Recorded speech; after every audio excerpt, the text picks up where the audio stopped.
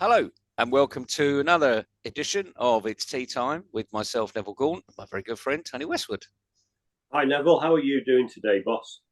It's absolutely brilliant, and we've got a little story for people to do because we're coming up to golf season, you know, the Masters, the Opens, and no Ryder Cup this year, what I say, but especially at the end of last year, what a fantastic tournament that was. But We we're have, coming up to we have got Solheim Cup though, haven't we? of course, we do have the Solheim Cup. Doesn't get the same marketing, advertising as the Ryder Cup, but nonetheless, all the more interesting for the team impact Yeah. that we always get. So coming up to literally golf season, and I thought we'd just cover something very simple today because you and I talk about the pros practicing. So when they go into a tournament, they don't just turn up, have a cup of coffee, have a bacon sarnie, and then you know hit the first tee. They go onto the practice range, and a lot of people think they go on the practice range to do lots of distance type practice with the right club, pick this, pick that, pick the other. Um, but the reality of life is they're not on the practice range to do that. The reality is they already know about their swing. They already know about their club. They're getting themselves into that mental attitude. And really, as they swing, all they're doing is working out where the ground is. Because it might have changed from the day before. Simple as that. And they get their mind ready for the challenge ahead. Now, a lot of amateur golfers don't really understand that. So I thought we'd just do a little bit about this robotic approach that you and I talk about, Tony, and how why we start at that point. So you can't start with working out where the ground is because that's the last thing you do. So we need to start somewhere else. And we do. And Tony's going to lead you through it. Yeah, I think the important thing that you just brought up there, Neville, really is that golfers have got to remember they might play 2-3 days in a row, and in between that they're going to go to sleep. And just because they played well the previous day or they played poorly the previous day doesn't necessarily carry forward to the next day. But they generally carry that forward, Yep. don't they? They're either playing golf somewhere in the past or they're thinking about what's going to happen in the future. And the whole point of it is to be in a position where you can reboot, reframe, and move forward. Just like we need to update our computers or refresh things to get things started again. The classic thing, isn't it, when something goes wrong with a phone line, is the first thing BT will tell you to do if you're with BT is, have you tried switching it off and turning it back on again? Exactly. That's the classic thing we need to do. And I think amateur golfers get far too focused on what's happened and the fact that it then could happen again. And I think that the key thing is, as you quite rightly said there, is the professional golfer prior to a round of golf is just going to loosen up. They're just going there to see where their swing is on that particular morning as they get prepared for their round of golf. They've got all of their ingredients. We know there's three basic ingredients we need to play golf. We've got a physical element, a technical element, and a mental element. And we know that the most powerful of those three is going to be the mental element. Because most golfers can repeat a swing.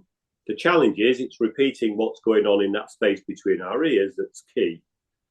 Now, at this point, what I explain to golfers beginning to build their golf game is, wouldn't it be great if we had a machine we could use to hit a golf ball? Now, at this point, I'm just going to flash up an image. You'll see the image for a few seconds. And the image that you're going to see is the image of, it's called Iron Byron. It's basically a robot. It's a machine that was designed many, many years ago based on the golf swing of Byron Nelson, the late, great Byron Nelson. Fantastic golfer through, if I get my decades right, through the 30s and 40s. Absolutely amazing. I'm just going to flash that image up now.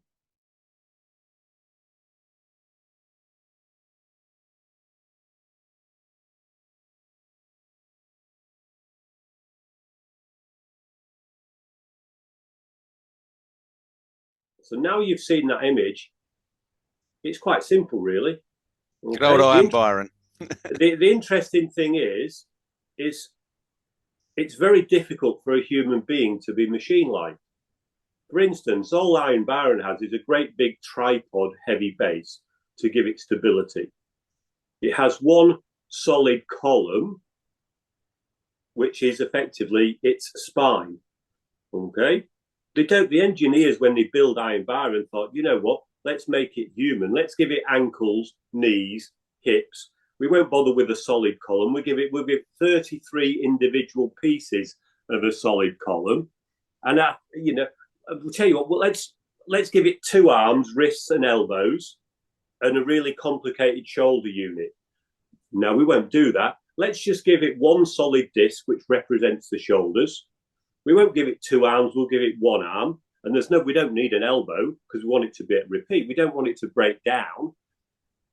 And we only need 1 hand with 1 solid wrist or 1 solid wrist that will just hinge back, hinge through, and the club will just hit the golf ball.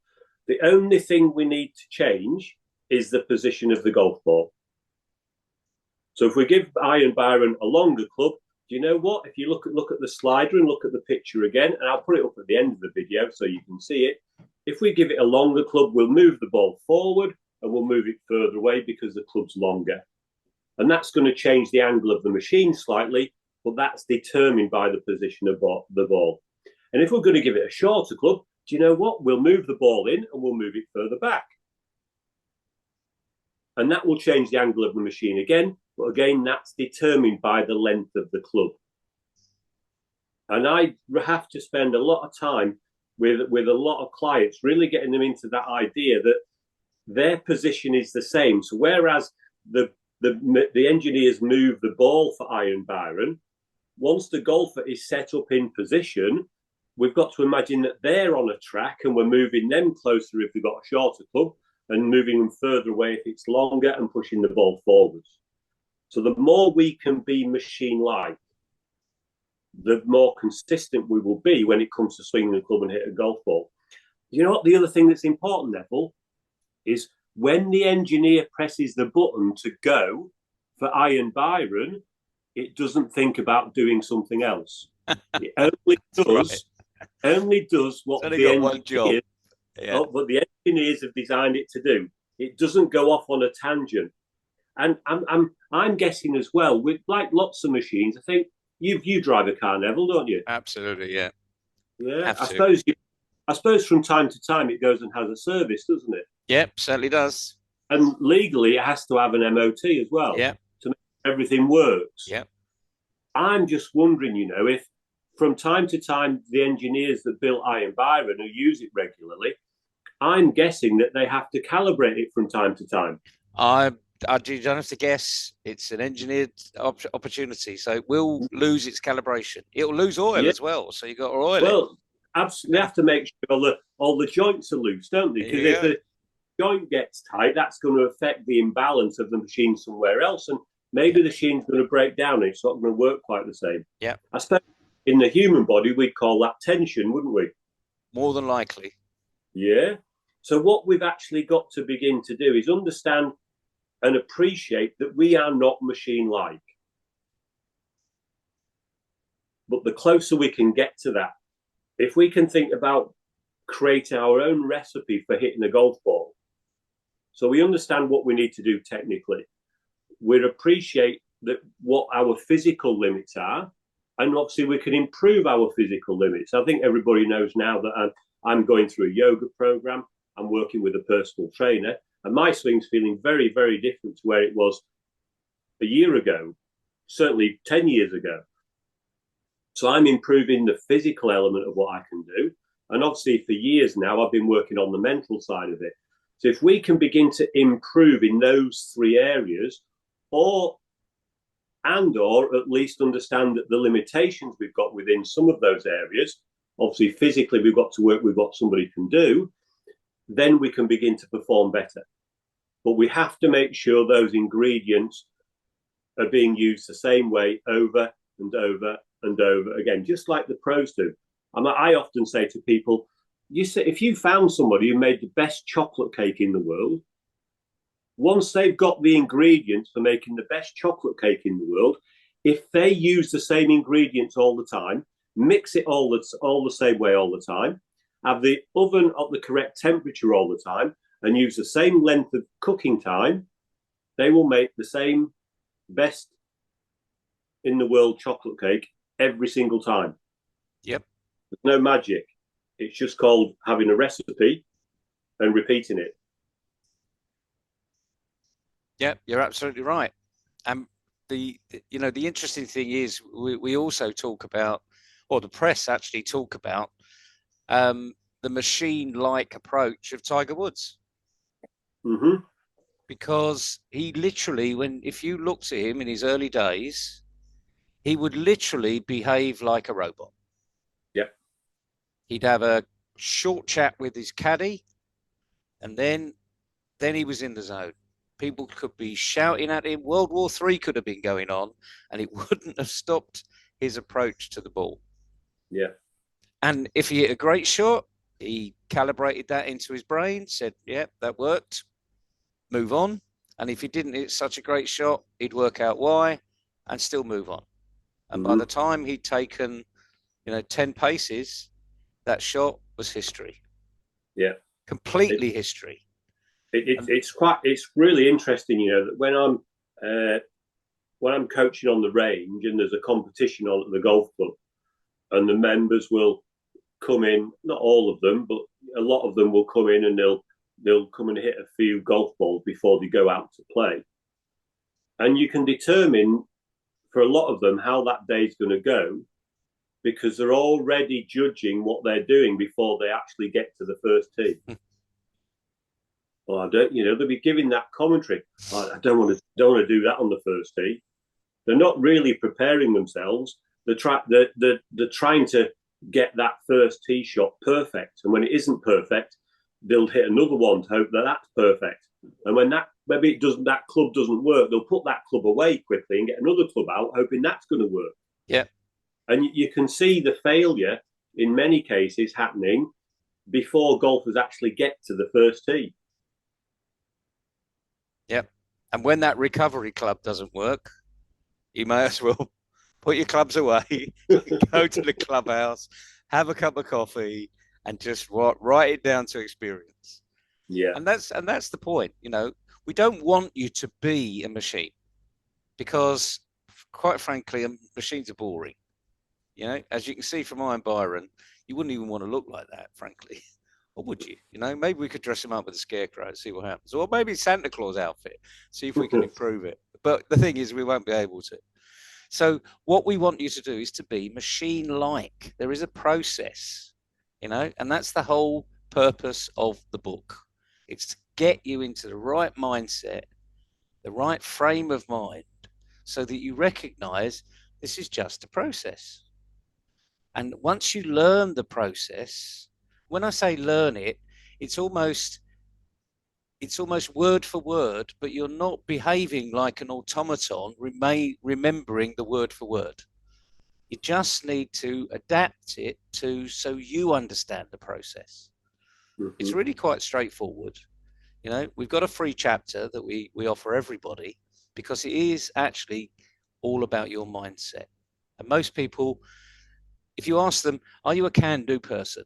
They'll say, yeah, I'm a can-do person. And you say, have you ever done this? Oh, no, I wouldn't do that. I can't do that. Well, you're not a can-do person then, are you?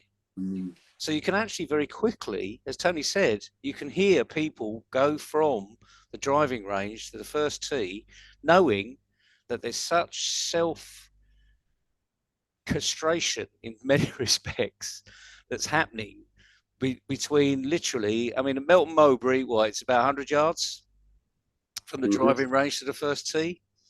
And in that 100 yards, they have crucified themselves at least a dozen times, I would imagine, because they haven't got the right frame of mind. Yeah. But let's face it, you've gone out to enjoy the game of golf. As we say, a game is supposed to be fun. If you're not having fun, don't do it. Yeah. I think the interesting thing there, Neville, is you brought that up about it's the beginning of the golf season. I think in the UK, with the weather we've had this winter, I think it's going to Oh, start quite late. You know, yeah. it's been. I got into golf because I would watch the Masters in April, and all of a sudden, from a grey and dreary England in April, there's this massive burst of colour that you saw at Augusta. You know, the green was the brightest green you'd ever seen. The Yeah. flowers, The azaleas, you know, uh, hugely in blossom. Yeah, exactly. absolutely. Yet, what I see is, and what we see is, golfers doing the same thing, the same preparation this winter that they did last winter and the winter they did before. So why is this season going to be any different if they're only doing the same things over and over and over again? Now that's absolutely perfect if it works. If it's not working, we've got to do something else. We've got to try something different. So that mindset change we talk about in chapter 6 is key. Why? And I'd question and ask any golfer who's going to watch this whenever they watch it, or today or over the next few days, is what are you doing different today that's going to make this season different for you from last season? Yes, you may be a year older. The ball might not travel as far, but you can still be accurate with your approach shots into the green. You can improve your putting. You can improve your short game. And if you're doing the same thing as you were and getting the same results, that's great if they're great results. But if they're the same poor results, what are you doing? Where are you hiding that's preventing you from improving? So it's making those changes, being honest with yourself, taking responsibility, and then deciding to do something different. And I think a lot of people are scared. A lot of people are scared of having golf coaching because they think they're going to go backwards before they go forwards. Yeah. We know that's not true. We know that's not true, but that's what's grown up within the culture of golf. And that's what we're here to change. And the key, and you know, as we always say, your swing is your swing. A slight calibration change, it has to be done by you. We don't do it, you do it. We If can your help. swing, exactly, we can help, we can make suggestions. But the key thing is, at the end of the day, it's your swing. And the other thing is, you've got to remember, you know, and a lot of people, well, a lot of people don't take a coach, and a lot of business people don't take a coach, is because they rely on that coach right the way through. But when you're in a tournament or you're on the course, your coach is nowhere near to be seen. You know, the coach actually is back up in here. So you are your coach. I mean, absolutely. we always say, you know, coach yourself. And that's why we wrote the book, because it's a handbook to help you coach yourself. Yeah. If you really want to improve the game, get a coach, because you know, really good coaches can take you on to that next level. But before that, just go out and practice. Go and have fun. You know, stop the self-talk between the driving range and the first tee, or between that first tee shot that is literally rubbish. You know, you've whacked the ball and it's almost gone out of bounds. Well, so what? Get over it. You know, you can redo that another day. But at that point, it's the second shot that counts. And that's the key. And that's the reason why mindset forms such a big issue in what we do. You get your mind in the right place, even your terrible shots, actually you'll learn something from. And that's the key. Yep. So we hope, you know, we'll give you this free chapter. It's almost like a Mission Impossible. This tape will self-destruct in 10 seconds, but it won't because it's on YouTube. And, you know, there's a link to download chapter 6. And what we say is, don't just read it once and say, yeah, okay, I know that. Because you don't. You know, it's a bit like being back in school. You needed to read the chapter like a dozen times before you really understood what was going on. And then the key thing is do the exercise at the end of the chapter, because that will prove to you whether you really understood what the chapter is all about. We're quite unique because in every chapter, there's an exercise for you to do wherever you want to do it. We don't tell you where to do it. We just say, this is what you need to do. And that's how we learn. We learn by doing stuff. Knowing about it is great, but we learn by doing it. But we hope you've enjoyed today, because this is about calibrating you as a golfer. You know, don't copy anybody else, because frankly, it's what they do that works for them, but that may not work for you. So I say, we hope you've enjoyed today, and we'll see you next time. So it's goodbye from me. And it's goodbye from me. Have a great day wherever you are. Take care. See you soon.